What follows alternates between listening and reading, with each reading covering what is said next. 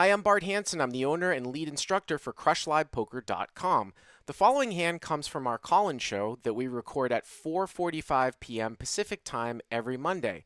If you want to call in your hand, check out the instructions in the video description. I got a 5-10 Jack Casino, uncapped. I just lost a hand a couple hands prior, so I didn't re-up. So I think I'm a little bit over 1,000 effective in this hand. Okay. Is this game always Feeling, uncapped? Yeah, 5-10's uncapped time rake. Okay. How much is the time, just out of curiosity? $8. Wow. Go down to $5. $5. Every, $8 a half, right? 30. $8 a half? Yeah. Okay. Yeah. Okay, so villain UTG1. I'm on the button, and the other villain's going to be in the big blind. Okay. Villain in the big blind is just a complete donk. UTG1, semi-aware. Mm-hmm. Definitely can overvalue top pair, but is very capable of making folds at times. Okay. When he's pressured with a lot of heat from a knowledgeable player. Mm-hmm. UTG1 standard open, $50. That's a standard. He opens. You said he's like a rec player? That's a large open. Yeah, he's a regular. Yeah, I mean he's not horrible, but I mean, like I said, Okay. there's definitely some leaks that Mhm. are definitely in his game. So he opens up 50 and comes to me on the button. I look at pocket sevens. And Okay. I complete, and small blind folds, and the big blind calls. So three ways. Go to a flop. Yep. 3 ways. Mm-hmm. Flop is ace of clubs, 7 of diamonds, 4 of clubs. So you've got middle set. I'm sorry. 3. I'm sorry. Ace 7-3. Yes, I have middle set. So you've got middle set. The 7 is not a club, and there's 2 clubs out there, right? Correct. Yeah. And so you're only 1,000 effective, because this is like interesting, because the large sizing makes it like so large anyways. You know what I mean? The pot's so big anyways. I mean, this is why I was talking about, like, normally you don't see this type of sizing up at 5-10, but when I talk about like the LA cap games, games, and I'm like, well, 100 big blinds and like low stakes live no limit isn't sort of like 100 big blinds online, because the pots are so big pre-flop because of the multi-way action, and people are opening to like 5x, so Right. it's a little bit different, but okay, so you've got middle set. Yeah. Mm-hmm. Yeah. So I got middle set, big blind, up front $75. And So I mean, in this situation here, I mean, obviously, I know you've called in before, and I don't know, I think you're a CLP sub too, right? So yeah. Mm-hmm. Obviously, you know that I'm a big fan of like fast playing at low stakes and things like that, but Yes. I feel like here I might do a fair amount of calling, because the pot is already big. There's not that many action killing cards. I mean, you're obviously gonna gamble the fact that there's not going to be a club, but you don't really need to maneuver the pot all that much to get the money in either. Right. And then sometimes too, like, it's unfortunate. I mean, maybe it's just bad luck, but the last month or so, like, I have fast played like some hands where I would have gotten action from somebody behind, and then the guy just had nothing. You know what I mean? Like, if this guy is c-betting like air, and then you raise, and the guy in the big blind has an ace, he's just going to fold, right? Right. So, yeah, I can definitely see calling here for sure.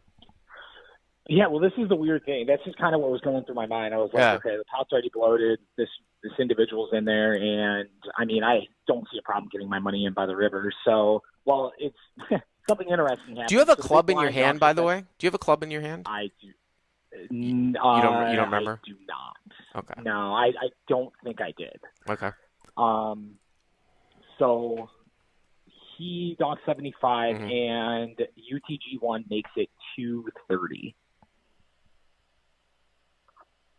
UTG1, did I miss something? So is big blind completes. Big blind UTG1 opens, I call, and then UTG1. Oh, so wait a minute. Big blind leads. I'm sorry. Yes. Big blind leads who's not the pre-flop raiser, right?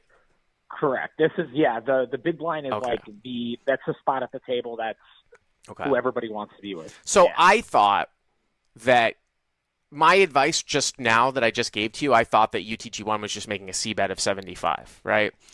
And Right. if the big blind was in there and you're saying that, again, I would have definitely liked to call in the middle. So here, this guy bet 75. So the action's not even to you yet. Now, in this particular case, even though obviously it's not going to happen because you already told me this guy's going to raise in the middle, I probably would raise the guy. So even though remember, I thought UTG1 was leading as a C bet, I would call with the big blind behind. But here, if big blind bets 75 and the other guy folds, I probably would raise this guy because he's not lead folding. You can just make it 175. You know what I mean? And he's going to do a lot of checking on the turn. But anyways, obviously that doesn't happen. So this guy in the middle raises to what, 230? Yeah, he makes it 230, and this at this point, what was going on in my head was, well, I don't want to blow off the spot at the table. Mm-hmm. I'm willing to definitely gamble with a club coming. Sure. Yeah, I can definitely see that. Definitely a lot of parish hands. I think the big blind's leading out with, and I don't want to give UTG an opportunity to make a hero fold with like an ace king. So I flat, and. To my dismay, the big blind folds. Here's the thing. There's a couple things going here, right? So, a lot of times this sort of happens when you have a good player. I mean, obviously I don't mind the flat. I want to talk through this a little bit. When you have a good player versus a good player, and then you have this sort of weird donk lead from a bad player, right? When UTG1 raises, now he certainly could have a value hand like Ace King, and he's just like the big blind's bad, but he can have a bluff there too because the donk lead from a donk usually isn't going to be strong. You put a lot, if you are aware of that, you can attack that raise quite a bit, and with a bluff because UTG1 has a bluff raising range that he would never normally have because it's just a donk guy that's betting out, right? But then if he was actually doing it for value, and he thinks that you might know that, right, that you can attack his raise, he's going to have to stack off with ace king, ace queen, right? So, you can sort of go either way with it. Obviously, like I said, the pot's so bloated, it probably doesn't make that much of a difference anyways. You can't really screw it up. But, if you were deeper, I think probably the play still is to call. But anyways, so you flat, big blind fold. Yep. Turn, I think it's an 8 of clubs, completing the flush. And I'm pretty confident UTG doesn't have a flush here. Pretty confident he's sitting with ace king. UTG now bets $200. So at this point, I'm like, well, if I raise here, I know. I've got 700 somewhere around there left. I think around 700, and I don't want to push him off of his hand. If this is an ace trying to get to the, obviously the river, and trying to set himself, a price. I don't want to blow him off of his hand. And most of the time, the players at the table, from what I've witnessed, are definitely raising their flushes, which would make sense too. It's really weird. It's really weird. I just want to do quickly some pot odds here. Yeah. The math. So it's 216.75 is was it 416.75 is 535, and there was already 150 in there, so it's 685. So if you bet 200 here, that's 885, and you call it's 1,085, and then you would have 500 left. You have a half pot size bet left.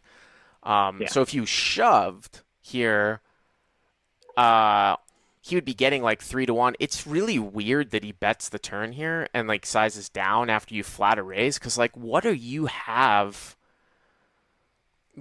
When you call his raise, what's your range on the flop? What do you think your range is?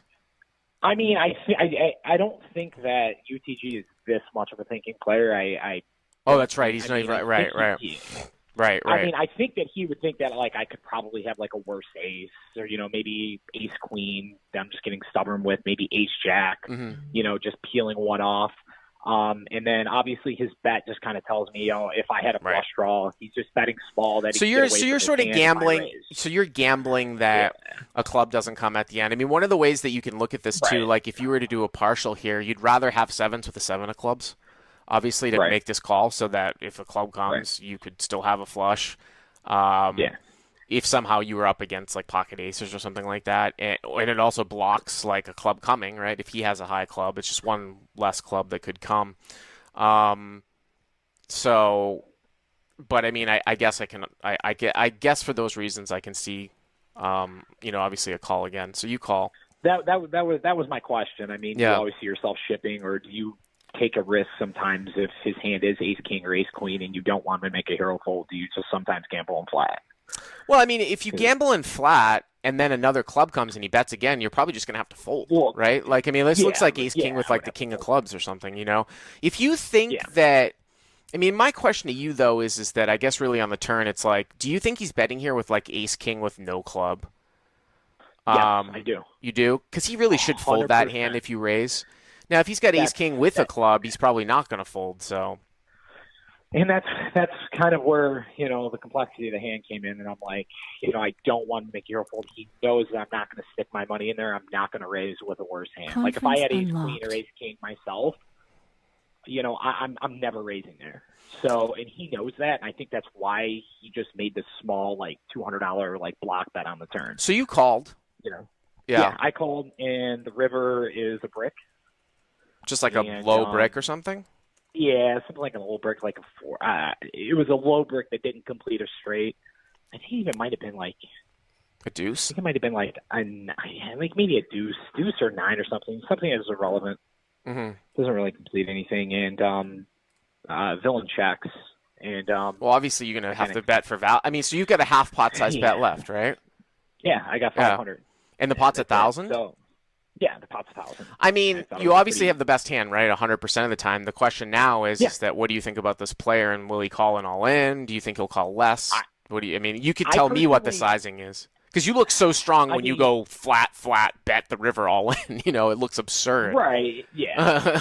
I just wanted to kind of. I think that UTG is definitely a player, and he's definitely made light call downs before. Yeah. And I think that if at the time, my thoughts were, well, if I don't raise here, in UTG, sometimes he does have aces with the king of clubs, or if he, does have aces with like a queen of clubs, so on and so forth. And I do ship here, Mm-hmm. making it look like I'm trying to push him off of a hand. I do think that UTG would call me sometimes, and he has before. Mm-hmm.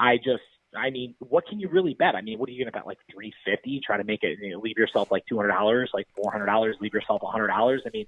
I don't know which one looks more. I got to like tell value. you, I probably would size down. I probably wouldn't bet all in. Yeah. Your hand just looks so absurd. I cannot find a bluff in this spot. Yeah, I just can't find how you could possibly be bluffing here where one pair could be good.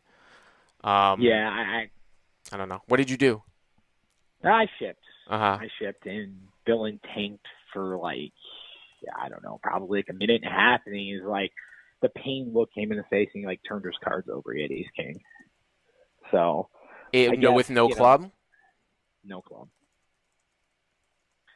And I guess the question was, are you sizing down there, or am I okay to gamble on the turn at times? I mean, that's such a If I think so. it's a really, really bad bet by. If you're, at first when you said, "Oh, he would bet the turn with ace king no club," I was like when I was questioning the previous caller, but it's such a bad bet. Obviously, he's a clueless type of player, and looking back at which is why I thought he would call me off. but the thing is that looking back at it now, though, if he's going to check fold to a ship on a blank river because your hand looks so strong, you might just want to click up the turn to 400, right? Because you're not getting a bet anyways on the river, right? He checked. If you click to 400 on the turn and he calls, now what? The pot is instead of being 1,000 with 500 left, the pot is what, 1,400 with 300 left? Do you see what I'm saying? Yeah. Mm-hmm. Yep. And if you click up on the turn, ace king with the king of clubs is definitely going to call you. Or maybe he'll spaz out and just ship back over the top of me. So, I'm never getting away from my hand. Yeah, maybe the play here is to click up the turn against a player like this. But thanks for the call. Hey guys, if you like what you've seen here, please click on the subscribe button and you'll get notified every time we put up a new video. And if you want to check out crushlivepoker.com for the first month free, use the code YTA200. Click on the link right there.